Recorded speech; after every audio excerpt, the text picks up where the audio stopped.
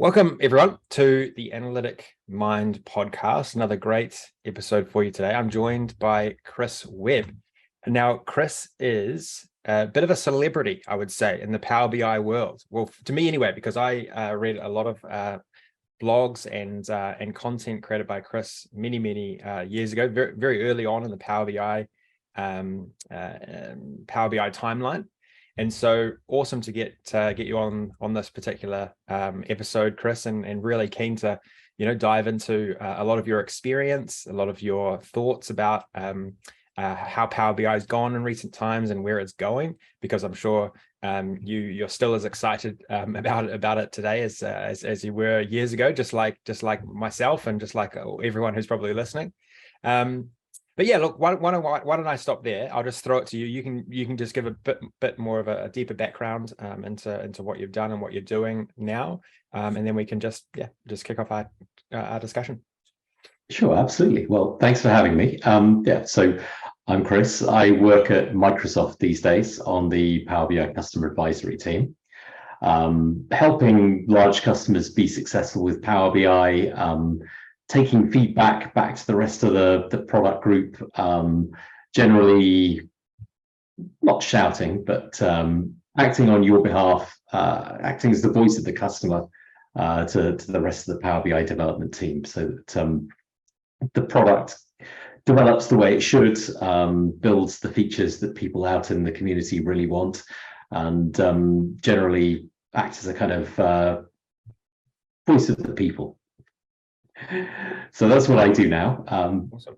I've been around for a fair old amount of time, from right at the beginning of Power BI, from right at the beginning of Microsoft BI, really, back in, I think I first started working with Microsoft BI in about 1998.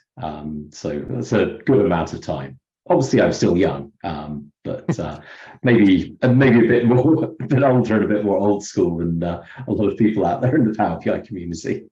Yeah. You've been at the coalface of Microsoft's evolution in BI, and you must have been very pleased when you saw Power BI, the 2.0, be released. Yeah, absolutely. I think Power BI 2.0, the Power BI we've got today, was a very welcome change of direction. I mean, I was working for myself then, and I think it was clear from kind of for everybody in the community that the previous direction wasn't working. There were, it was a nice idea, but nobody was buying it, and everybody was buying the competition. So it just really wasn't working. But then I think as soon as it got rebooted into the form we know today, that was when the formula was perfected, and that's how we ended up with the highly successful product that we've got. Yeah. So did you have much insight into the behind the scenes work that went on, or decision making that went on at the time, where there was a realization that the prior mismatch of tools that they were calling like BI, like add-in Excel add-ins, etc., wasn't working, and then they moved. I think they bought a company called Pyramid Analytics from memory. I remember reading that, and then that sort of no, Pyramid is still around as a company. We didn't buy it. It's kind of more of a competitor nowadays, actually. Okay. They used to be a kind of good partner in the analysis services world. Now I think they've kind of realized that that we kind of would have squashed their original business model if they'd stayed doing that. But yeah, they did help in the early days of Power BI, and then I think they realized their mistake. So, sorry, what was the question? I've forgotten now. Oh, I was more an observation. It was kind of like what went on behind the scenes. Because, moving, because Microsoft's like a super tanker, right? And it's hard to, like, you can imagine the internal politics that would have gone on, where so many people would have been invested in the old product, and then there would have been a realization that Tableau was killing them, and then they had to pivot. So it would have been very interesting. And I was just wondering if you had any insights or you had any anecdotes. I probably had more insights than the average person. I was an MVP back then, and so you get to hear a lot more about what's going on than perhaps the normal the average customer. But even then, I wouldn't say I knew that much. I mean, MVPs kind of generally know what's going on up to about 6 months before everybody else. But even by then, the decisions have already been taken. And I wouldn't really claim to know anything much about the decision-making process. I think, quite often, even when, and I would say this is probably a mistake we make, but it's something that in my current job, the team I work on, we try and rectify. Quite often when you're building software and somebody says, hey, we should ask the users, the decisions have already been taken and it's too late to get any kind of meaningful feedback. The story I can always, the story I always tell about that era of Power BI right at the very beginning is I can remember going to the MVP summit and seeing this kind of big presentation about the kind of new wonderful world of Power BI. And it got to the point where somebody presented dashboards. So dashboards in the Power BI sense, not reports, dashboards. And I can remember being the person that put their hand up halfway through the presentation and said, please don't call these things dashboards. Everybody's going to get really, really confused. Dashboards and reports are the same thing. Call them pinboards or something. And they said, oh, yeah, that's really good feedback. Of course, it got completely ignored. And of course, we then had, however many years of everybody getting completely confused by the concept of dashboards and reports. Even still now, people are confused. Exactly. So yeah, it would have been nice if I could have claimed that my feedback was taken into account, but it isn't. Yeah. I mean, even in a very large team like Power BI, I wouldn't say that I know everything that's going on. I mean, I work remotely. I'm based in the UK. It's not like I'm going into the office in Bellevue and hanging out with the senior leadership team all the time and having lunch with them and finding out all of the internal politics. So I'm probably a lot more aware about what's going on, but even then, I'm not completely aware of what's going on all the time. It's one of those kind of layers of the onion thing. The closer you are, probably a really lag and Amir Nets, they know everything, and then everybody else underneath him, those two, they probably know a lot, but not quite as much. Yeah. Well, one thing that I can say for sure is that the Microsoft team and the Power BI team listen to the users on Power BI more than any other product I've ever worked with in the Microsoft ecosystem. I mean, so many features, great features have been added, particularly sort of business and enterprise features in the last like 2 years, two to 3 years. And what would you say? What would you put that down to? Is it because they've really focused on building a team that the team that you're involved in and being able to have better lines of communication to customers, or is it just sort of like a business decision that they made where they're like, we're going to build what users want now? Yeah, I mean, it sounds like a radical idea, isn't it? Hey, let's build a product that is based on what users want. It sounds like completely obvious, but of course it isn't. And of course, a lot of people never actually do that. I think it does come from the top down. The senior leadership team really are committed to actually listening to user feedback, which is quite a rare thing. I think it's all too common that people let their egos get in the way. They have these amazing radical ideas of all the things they want to do because they know, they've been working in BI forever. They know what the solutions to all the problems are, and they're just going to go and build what they want. But no, I think the good thing about the Power BI team and the Power BI senior leadership team in particular is that they are really, really committed to listening to what people want and building those things.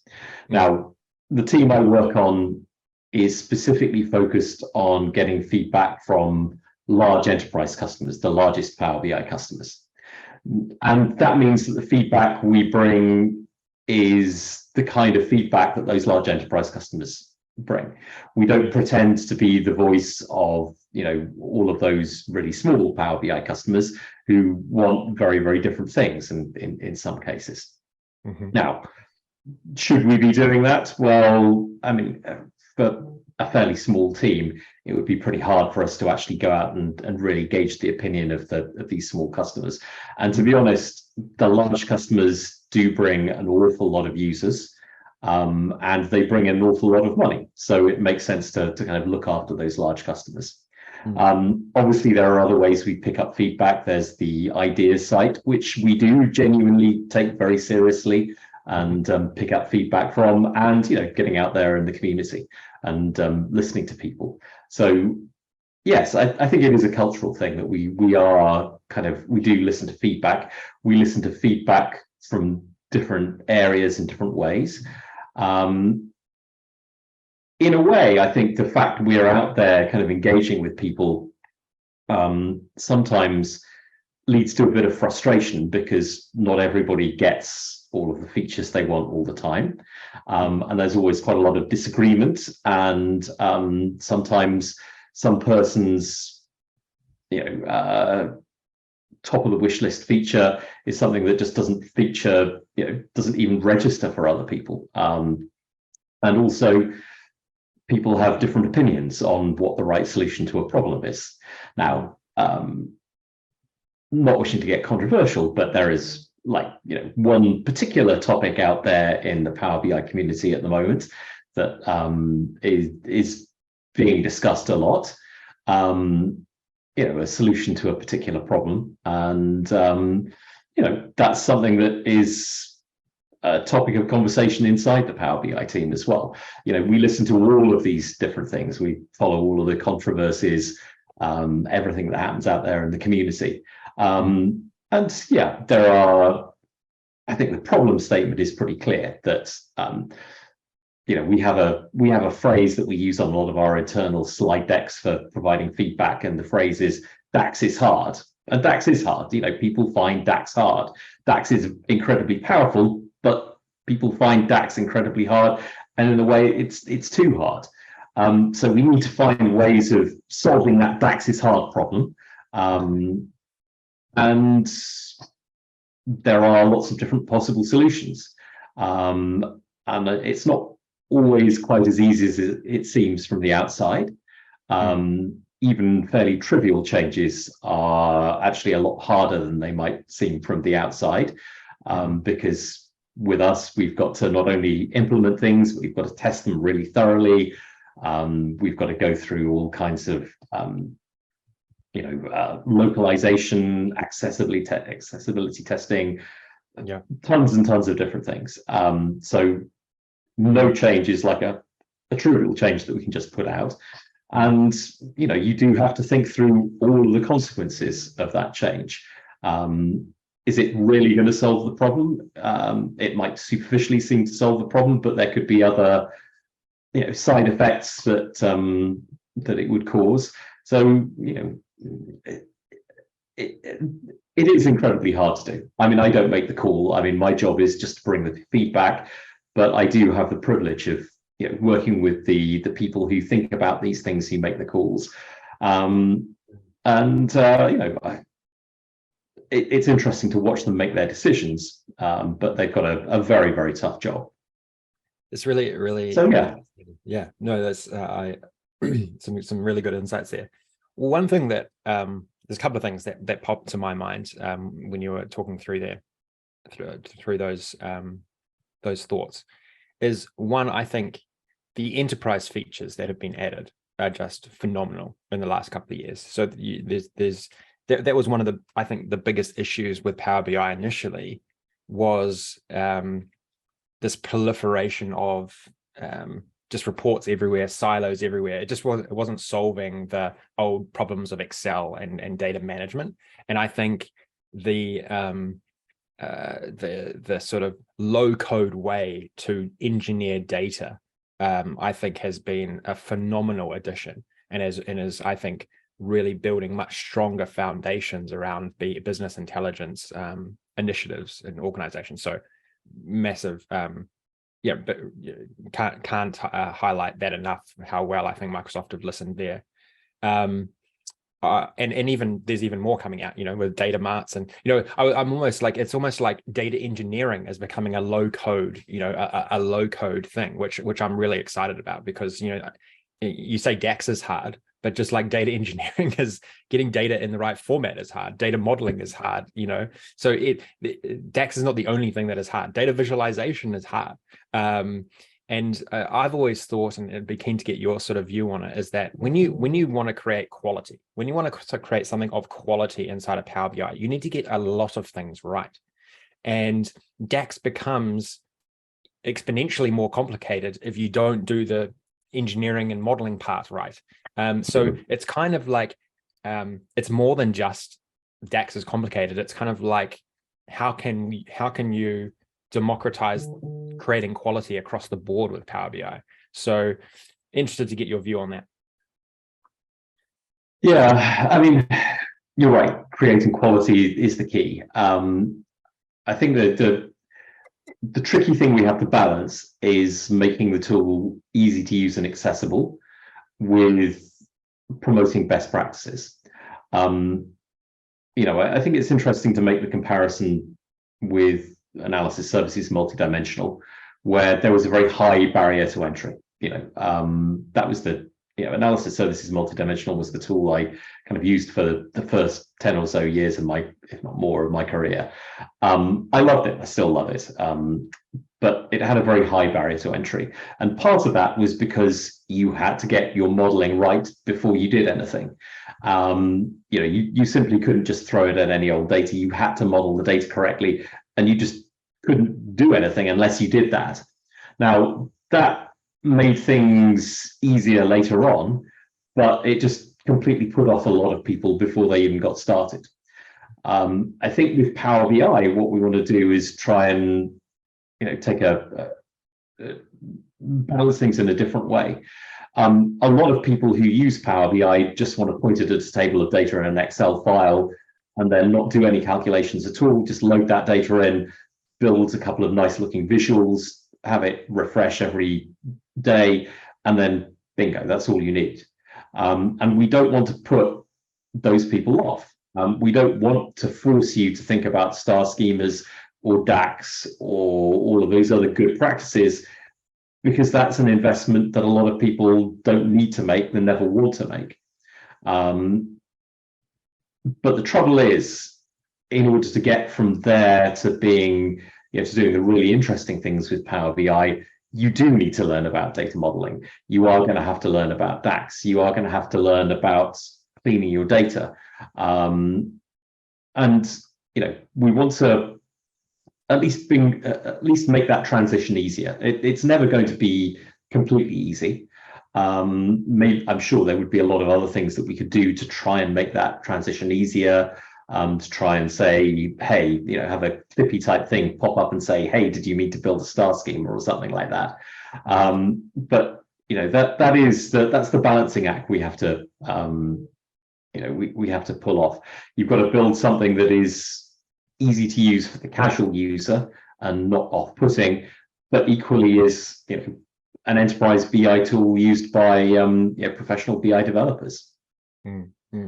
I know.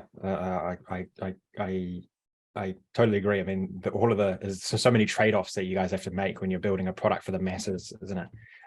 One thing that it brings me to an interesting point that I would be I'm keen to get your view on, is that we believe in Enterprise DNA, the few of us who obviously we talk about Power BI all the time, that there is this over-reliance on DAX to solve everything.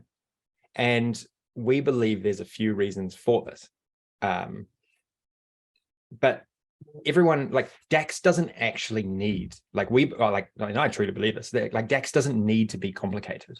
It doesn't need to be, but it becomes less complicated if you get the things right before you start doing DAX. Like, you actually optimize your tables, you build a data model and best practices, you keep things intuitive, you keep things simple, like just some things like that, right? But the problem is that those types of things that improve your DAX experience are not good. Like, they're hard to Google. There's no such thing as you know, how do I build a data model for X? How do I optimize my table when it's shaped like this? There's just no exact framework around how to do that. And, when people are starting out with Power BI, the only thing you can really Google is DAX. And so everyone thinks, oh, okay, I've got to solve it with DAX. And then DAX becomes really complicated.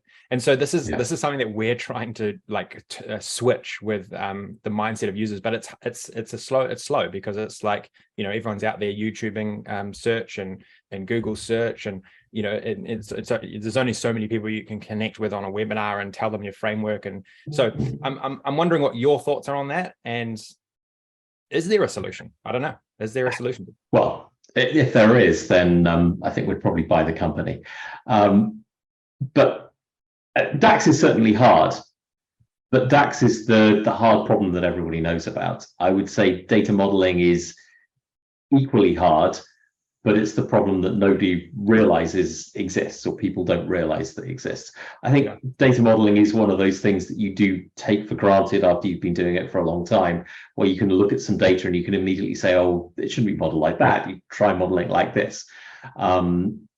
It's one of those things that it's almost too easy for the people who are used to it, which then means we take it for granted and we don't explain it properly. And you're right. I think there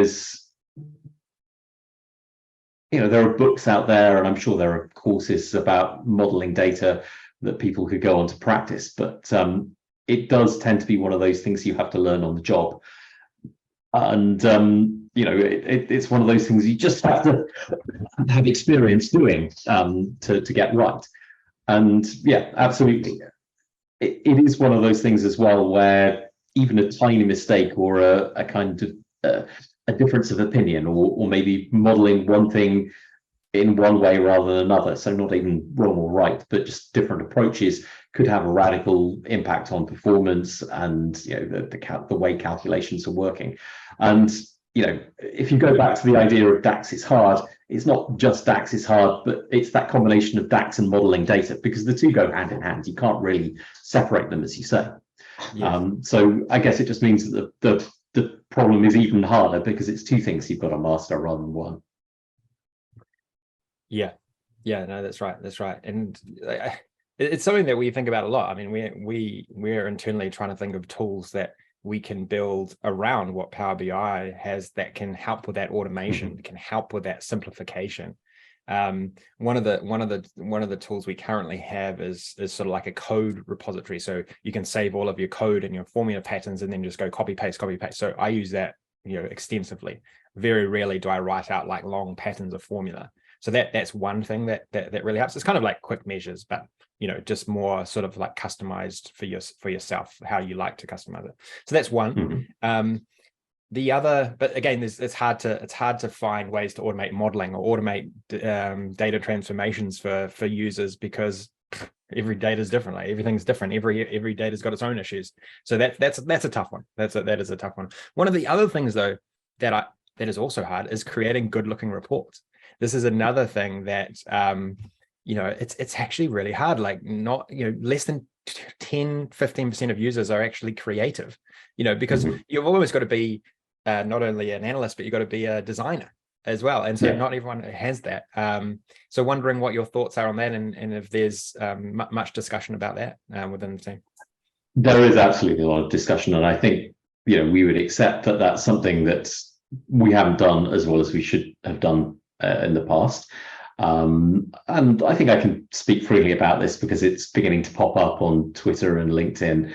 We've been reaching out to a few people, sharing our plans, and we are serious about improving the visualization experience in Power BI over the next year or so. One of my ex-colleagues on the Power BI CAT team is going to be working full-time on this and has got some really great ideas. So this is Power BI is going to look nicer by default pretty soon.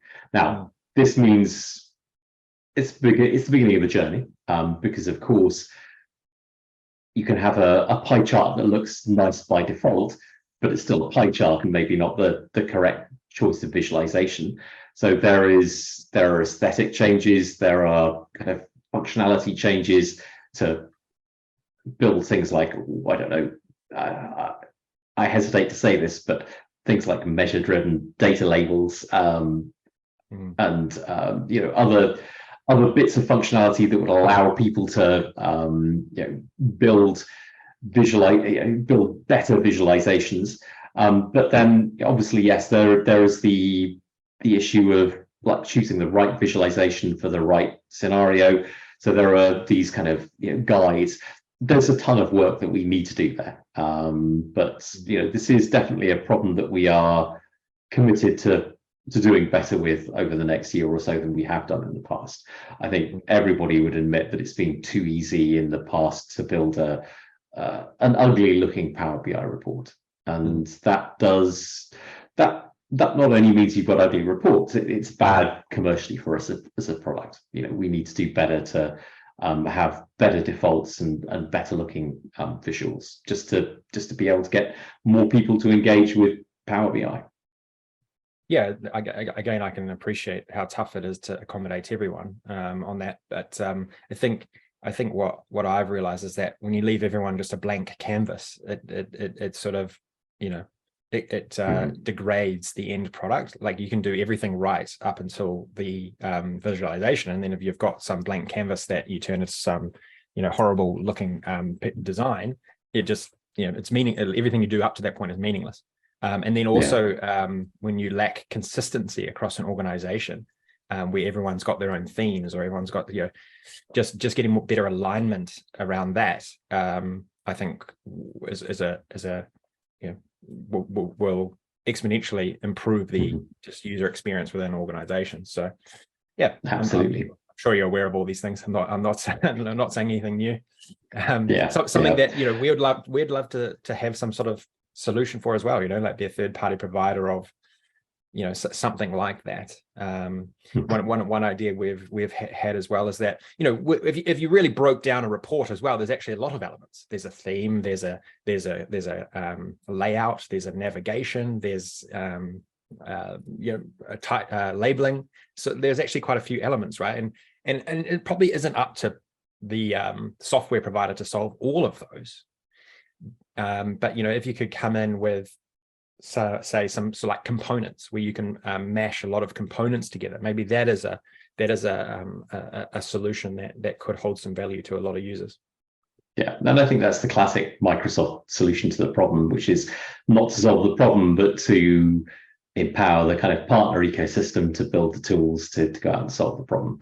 And the tools that all of our partners out there build, they massively help us. I think that's the great thing about the Microsoft ecosystem.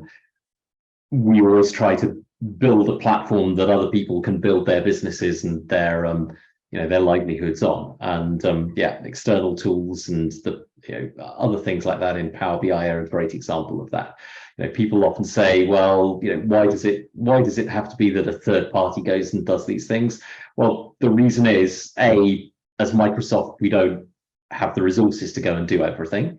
B, we don't always have the knowledge to go and do everything as much as partners do.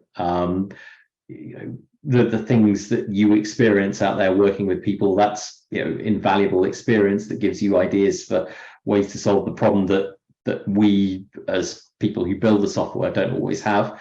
And I suppose last of all, it's always good to have a bit of competition, to have multiple people working on the same problem, and then the best of it kind of bubbles up to the top. Yeah, I like it. I'm interested to know if you have much insight into the sort of what goes on in the backgrounds with updating, say, Power BI, because it is a incredibly comprehensive product. Like you've got desktop, you've got online, you've got data flows, data marts. I mean, I'm not even scratching the surface around like what goes on behind the scenes when there's the decision made, okay, we want to add this feature. Well, then, I imagine there's so many things regarding the code base you need to update, the announcements of features. To give us a bit of insight into how that actually all works and is managed, because man, that's a crazy there's a crazy amount of complexity there. It is, yes. I mean, even I suppose even apart from adding new features, just keeping the lights on is incredibly complicated and difficult. There is a ton of work that goes on just to make sure that we can still, we can support the vast amount of growth we've had. Without revealing any numbers, Power BI is growing at an amazing rate. I mean, just in the 3 years I've been at Microsoft, it has grown an incredible amount. And to be able to build a platform that can scale and do all the things that people want is very, very difficult indeed. So yes, there's an awful lot of work that goes on in the background to do that. But yes, adding new features, it's a very specialized job. I mean, like I said, I'm not a feature owning program manager, but I do kind of watch the people who do build these features up close. And I'm lucky that they kind of work with me and people on my team to get feedback early on. As well as that, there are some really, really talented, clever people who work as architects as well, who are able to kind of make these things work. It's difficult to say too much without giving away things that I probably shouldn't say. But yeah, even something like data marts took over a year to build from the very first planning stages. And even then, with the preview period, there's an awful lot of tweaking and tuning that has to go on to make things work. And yeah, data flows as well are another feature that has gone through a lot of change and a lot of tuning. And yeah, it's tricky, especially when you're working with a large number of users who are insisting on processing a large amount of data, an ever-growing amount of data every day. Yeah, and not only that, like you're dealing with mission critical infrastructure for a lot of businesses now, aren't you? Like it's not it's not something that can go down tomorrow. It's all of the internal DNA of a business, right? In a lot of cases. Absolutely. Yeah, and there are armies and armies of people working on these things that I have an immense amount of respect for. People well above my pay grade who are doing super complicated things. Yeah, I imagine there's some pretty smart people at Microsoft doing a lot of the sort of back end server and data resourcing work. It's pretty fascinating, really, when you really think about it. One of the things that you're sort of renowned for, I would say, is your deep dives into some of the more technical aspects of Power BI and Power Query, etc. How did you get into that? Was that something that you always just sort of leaned into, or was it just a function of where your career took you? How did that evolve? Yeah, it's probably a bit of both. I mean, I think it's what I'm interested in. In terms of blogging, I kind of long ago made a decision just to write what I was interested in and write down everything that I learned. So rather than take the obvious route of writing what people are interested in reading about, which actually kind of leads you into a lot of competition with other people who may be better than I am at explaining some common features, common features and functionality. I just thought, well, actually, no, I'm not going to do that. I'm just going to, every time I learn something new, I'm going to write it down, however obscure it is. So it's kind of primarily for me from a learning point of view. I mean, I've done this, I've been blogging for a long time, probably 18 or so years. And I was blogging for 2 years even before I kind of left and set up as a consultant and things.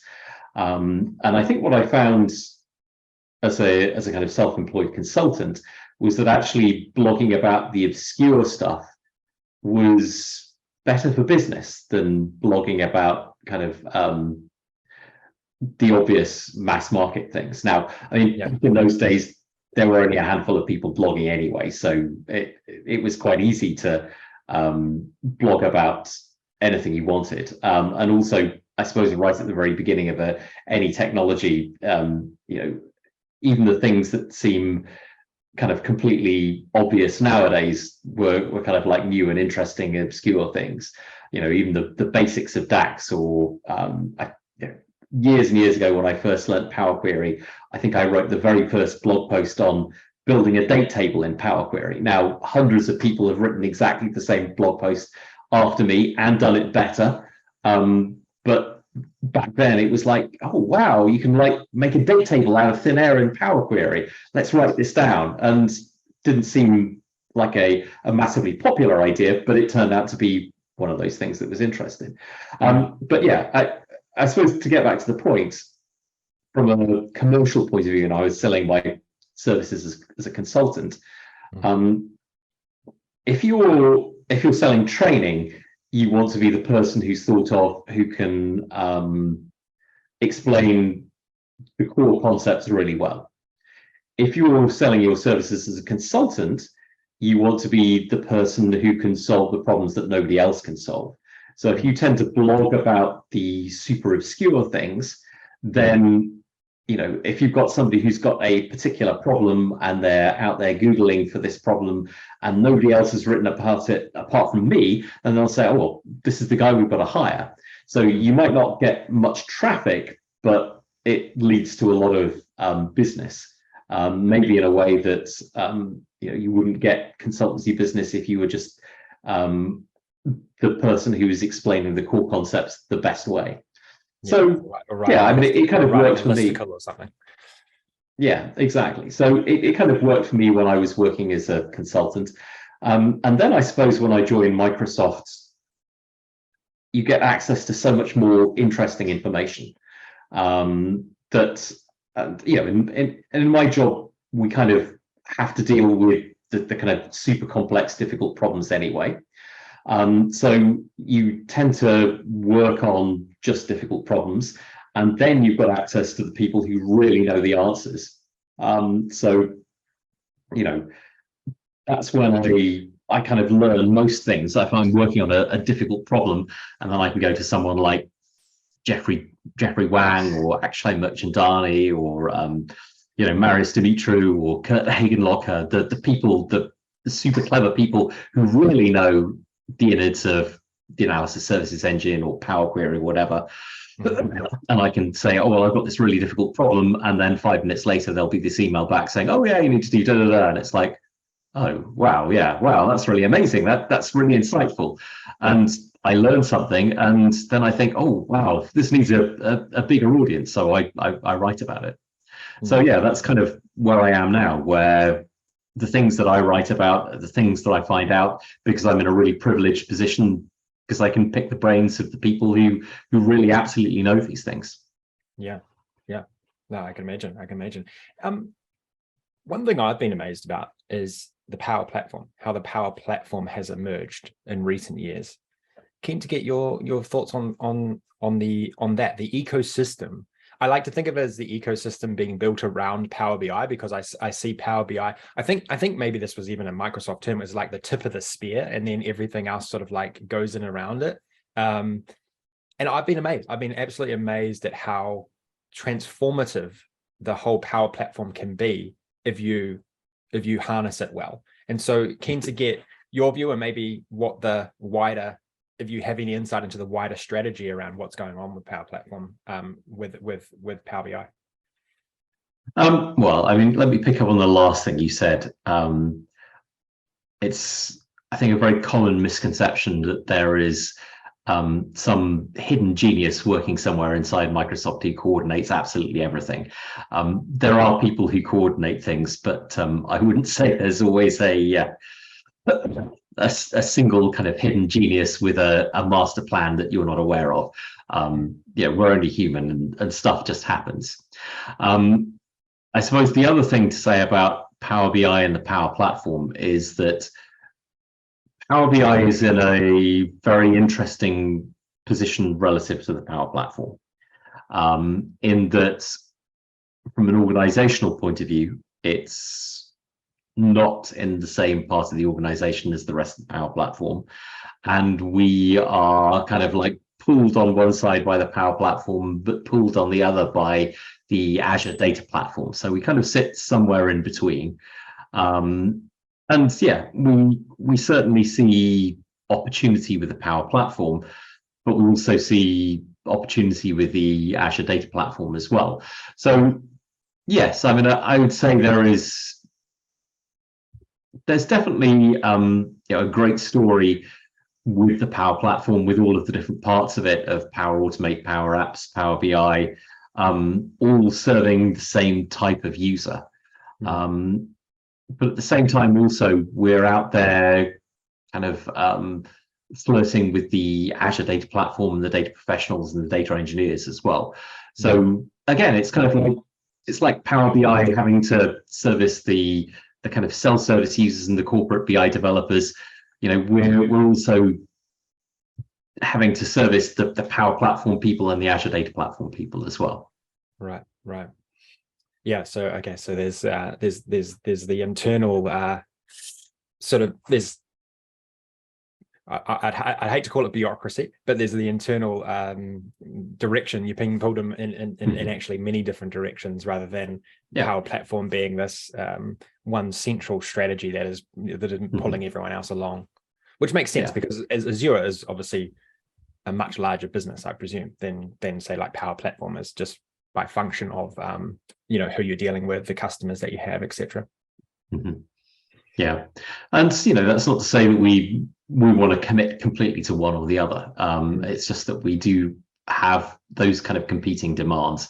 We've got to look both ways. Yeah.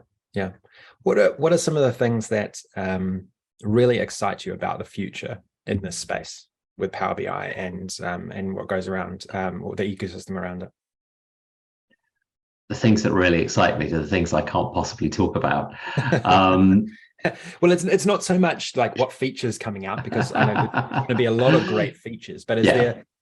All right, let me pick one thing that is public, which I think will be an absolute game changer. It is distributing Power BI Desktop with the Office installer.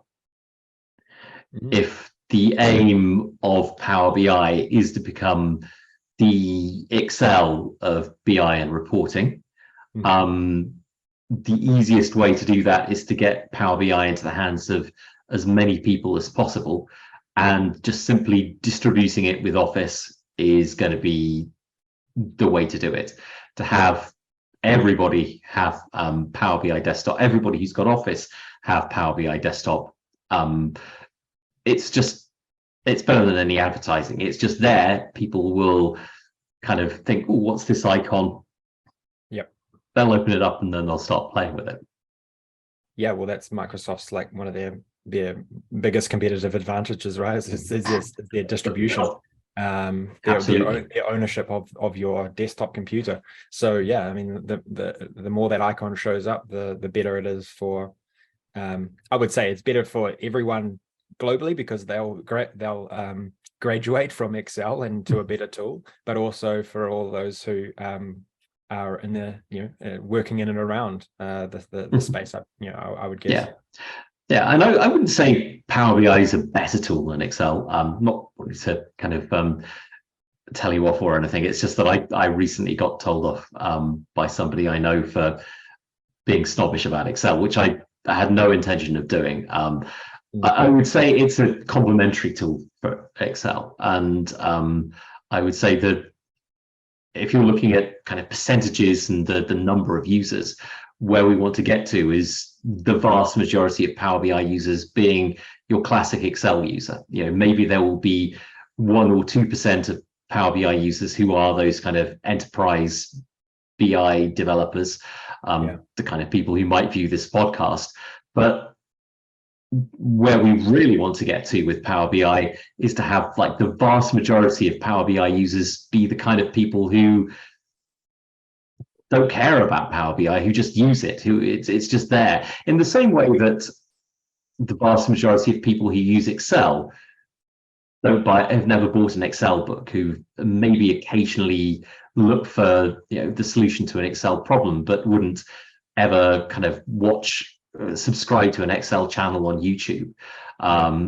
People who just use it because it's there, because, in the same way that I use Word, I'm not really interested in Word's functionality, but I need to write documents from time to time. And Word is just there and it's fairly easy to use, and I can write a simple document. I don't use any of the advanced functionality, but I can do what I need to do. We want Power BI to be that, but for reports. There are an awful lot of people who just need to build reports, need to have something that works, that's easy to use, that maybe they'll never use the majority of functionality, but it's just there on their desktop, and it's their preferred tool for doing so.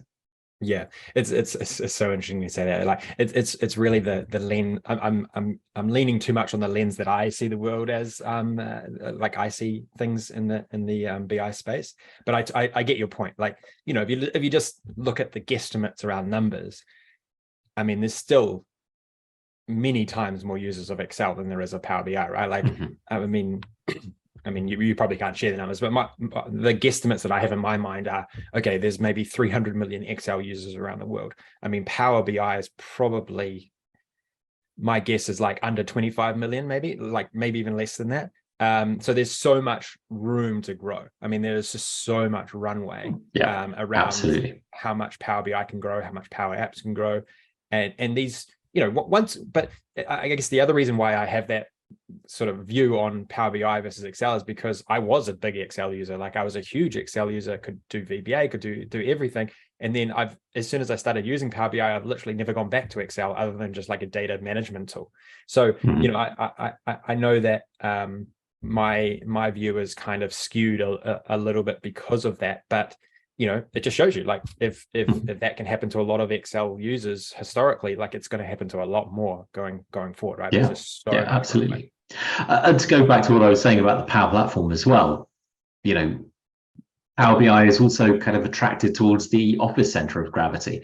I wouldn't ever want to think about Power BI as a competitor to Excel, because, of course, if you can get Power BI and Excel to work together nicely, then just think how powerful it would be to have two tools that were kind of not integrated but play together well. I think Power BI and Excel play together quite well at the moment, but just imagine how much better it could be. Yeah. Well, one thing that I kind of like have a reasonably strong view on is that Excel doesn't really excel online. Like, it is a great desktop tool, but it's not like the online functionality is not even close to what you can do with Power BI and the online service, etc. I mean, it's just miles apart. So to me, Power BI really nails that sort of cloud-based experience. And I would say that it nails it so well that that's what Microsoft should immerse that particular part of Power BI in amongst all the other products that they have on cloud. Like, it should be immersed in, like it already is in Teams, but it should be in Outlook. It should be, it's now in PowerPoint. Power BI is the surfacing of insights in the cloud. I think that, to me, is where it absolutely excels and could drive even more immersion in just data generally. Exactly, and I think that's exactly where we want to go. Every time there are graphs, business data, business insights, Power BI should be the way of surfacing that. Yeah. And I presume eventually, and I think this was always the vision with the natural language query, is that you could almost have Power BI, that sort of search, natural language search, like embedded anywhere. I presume like that is maybe part of the long-term vision. Yeah, I think natural language is an interesting thing. I would say it's something that various people have had a crack at, including us several times. I saw Brent Ozar making some fairly snarky comments about English query, which was, I think, a kind of natural language query feature in SQL Server 2000 or thereabouts, which didn't really take off. Q&A in Power BI, I think, works really quite well as well, but again, could be better. I think it's something that we will be investing in again in the future to try and make better. It's an interesting point whether natural language ever can be a really good way of surfacing insights. Certainly for finding reports and finding artifacts, definitely. For doing fairly simple insights, yeah, I think it works quite well today. It could be better. Is it ever going to be the preferred way? I don't know. It's interesting to reflect. Personally, I'm not sure it could ever be everything that some people want it to be, but you know, I would like to see us keep on investing in it. Well, all I can imagine is sort of like it's the breakdown of like, instead of having general search, which is like Google, it becomes like your data, your really niche data search, where, I mean, you'd have to say that Power BI is in the best place out of anything out there to be able to automatically index all of your data that you save up into the cloud, and then be able to do some sort of semantic search on just that specific data. I mean, I know there is, that's kind of what it does already, but yeah, it could be improved. It could show you multiple, you could do a query and then it could show you multiple answers potentially, like Google does, and then provide some sort of ranking system. But anyway, I guess that's more into the future. That's more where the immersion part could become just second nature, really. Like, you just become everyday part of I'm convinced that that will happen one day. Maybe not in the next couple of years, but one day. Yeah, I completely agree, and I think it's a much more difficult problem than I think you might give it credit for being. And maybe there will be some new innovation coupled at some point in the future that suddenly makes a big breakthrough and increases the usability of natural language insights, I guess. Yeah. Okay, Chris. Well, unfortunately, I've got to wrap up because I've got another call shortly. But this has been a fascinating conversation, and really appreciate you jumping on the call with me today and sharing your insights. It's always great to speak to experts, but also someone who's on the inside and can share some interesting anecdotes of what goes on within Microsoft. No problem. It's been a pleasure. Thanks for having me. Great. Okay. Well, thanks everyone. Thanks for tuning in, and don't forget to subscribe to the Analytic Mind if you haven't already on your favorite listening channel. And yeah, thanks again, Chris, and thanks again everyone for tuning in. All right. Thanks a lot.